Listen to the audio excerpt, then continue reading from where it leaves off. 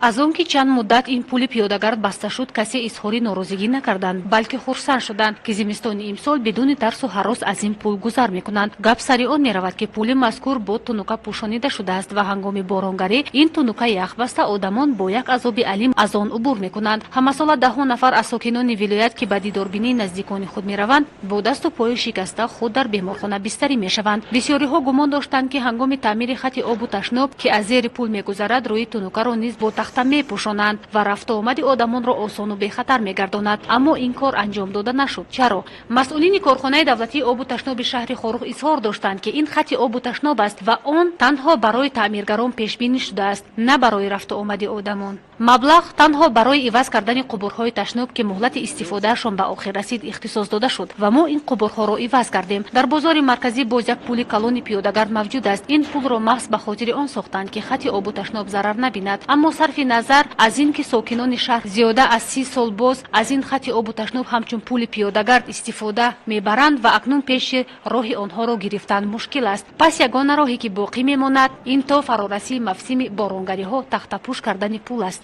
то касе осеб набинад.